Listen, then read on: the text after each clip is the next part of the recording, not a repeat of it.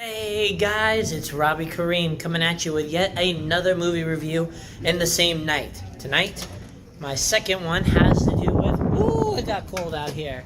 My second of the night is Bad Times at the El Royale, a cavalcade of stars coming together in the hopes of bringing what they are expecting to be what looks to be a crime noir, so a darker crime, gritty feeling that's hopefully going to bring some suspense, some drama, and in the lady's case, lots of Chris Hemsworth's abs. What's in store? Lots of Robbie Kareem comes in with another Robbie's Movie Reviews. So stick around, check it out, and as always, very much appreciate your patronage. So, if you're new to the channel, or just looking into this video, you know the drill. We have a, essentially, trailer, which I kind of already have described, but I'll go a little more into detail with. We then do a Phase 1, which is your quick and dirty review. Phase 2 is where we finish it up and go into the details for those that like a little more discussion about it. Well, let's get started with it, starting with the trailer of El Royale. Essentially, the film shows 7 of our cast members, each kind of going around a hotel where 2 states, California and Nevada, join. In their hopes, they essentially have lots of dark secrets, according to the trailer, looking to potentially try to uncover and intertwine and see just how deep their connections go. What lies in store, what dark things lie in the rabbit hole, I'm not going to tell you. But regardless, that's what the premise of the movie is, to see where all these connections are and just what secrets lie deep down in these black-hearted souls, apparently. Now, in regards to the Phase 1, it's actually a pretty tense movie. So for those looking for kind of that dark, gritty crime one, you've got it in here. The drama is packed. The acting is pretty good, phenomenal, with great chemistry and a very good attention to detail in terms of connecting stories and giving you what feels actually like a detective book as you get some of the backstories in a pretty legitimate formula. I can't say all the stories are extremely detailed, but essentially, definitely the devil's in the details of this one.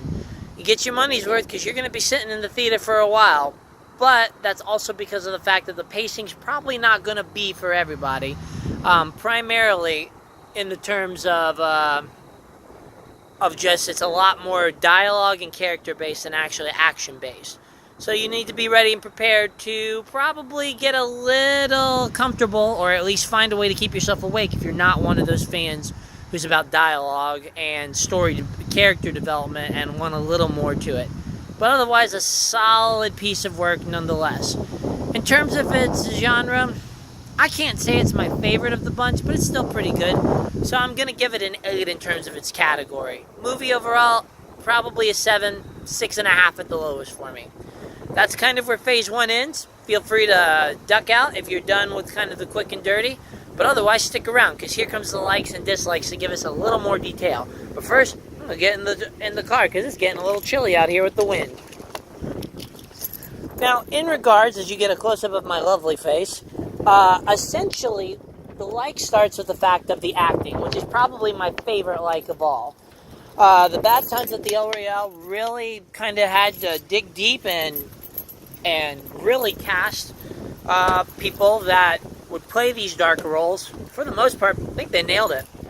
You've got fantastic chemistry and people who have really sort of have stepped out of, their comfort zone, bringing with it a very gripping performance. I was very pleased with everyone's execution of the roles. Primarily Jeff Bridges being my favorite. It was a solid casting crew, good chemistry that balances well with each other, and for the most part really brings the characters alive and is probably the central pillar of it. I gotta admit that trying to figure out how deep the rabbit hole goes, very nicely done.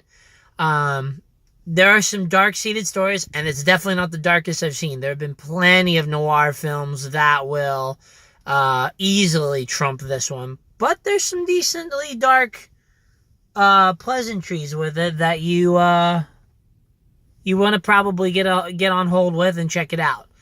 In regards to it, you've also got essentially the... what's the word I'm looking for? I have to say that there are a number of probably some twists and surprises that come in. Probably the closest that I've been to jumping in a film in quite a long time. So kudos to them for being able to execute that as well.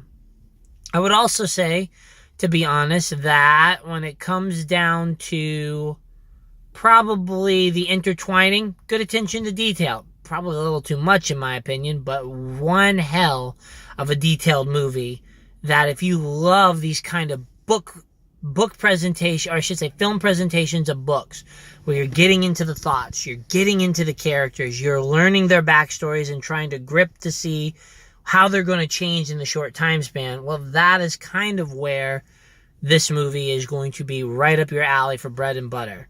A solid interconnection between them, and quite honestly, one of the more story element, character element movies I've seen in a while.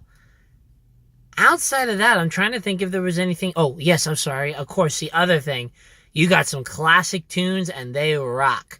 If you were a fan of a lot of the music of the genre, you are going to be in store for a wonderful, wonderful soiree of classic soul, funk, blues, and a little bit of rock and roll thrown in there to kind of jazzy it up and further bring the grittiness of the film to full front. I myself was very pleased with it, and gotta say that even for the unique cast member who sang her own original stuff, nice job there, because it was, again, fantastically done.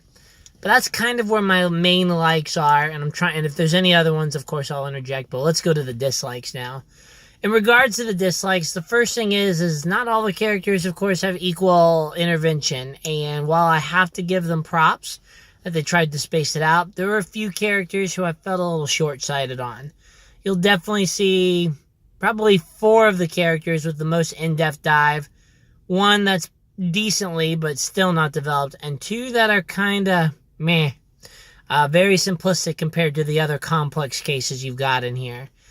The ending is very tense, so kudos to that, but a little, I can't even say it was a little rushed, but what I guess I can say is that I kind of felt that the pacing was really off for me for the most part, which is probably my least favorite aspect of it. El Royale has gone to some dark corners. Still not the darkest, again, if you're just catching in. But the problem with me is that it drags at parts and kind of supersedes and intervenes in these flashbacks and diving components to essentially give you the character elements, but sometimes just kind of extends and paints this molasses-like pathway to trying to get to the end. Even worse sometimes is right when you're ready for it to finish. Not as bad as a Lord of the Rings, but sometimes it kept extending, trying to get those last little points shoved in instead of kind of doing it at other parts. Now I get it based on the dialogue. It totally makes sense as to why that happened. But it just didn't work for me on those levels. So I gotta say that wasn't my bread and butter and my cup of tea in terms of those last minute interjections. So the pacing just kind of fell off for yours truly. In addition, I can say that I guess I was hoping for a little more crime action component or a little more explanation for some of the crime stuff. But even then, that was only okay as well.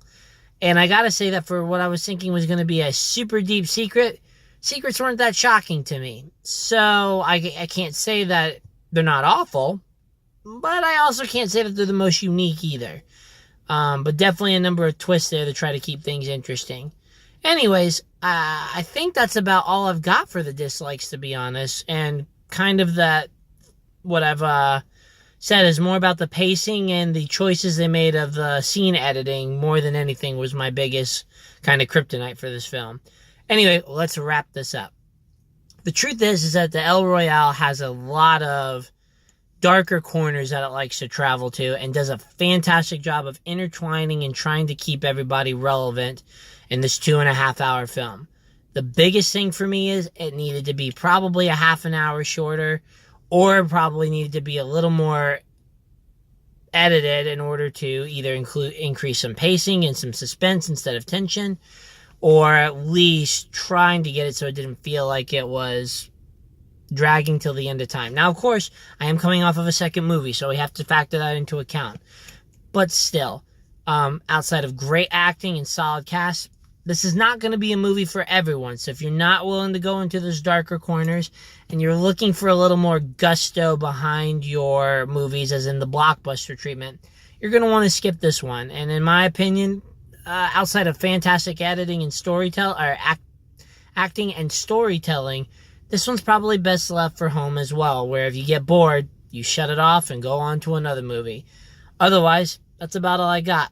My friends, tomorrow we will have First Man, the movie about the astronaut and going to the moon, with Ryan Gosling trying to take center stage. We will see how he does. But until then, you've got 2 movie reviews that online coming to you. And as always, please like, share. Please tell me how I can improve, and please share to spread it so I can continue to help as many people as possible, even though I know there are a ton of other movie reviewers out there who have got a lot more finesse than I do. But anyways, love helping you guys out. Have a wonderful night, and I will talk to you tomorrow. Peace.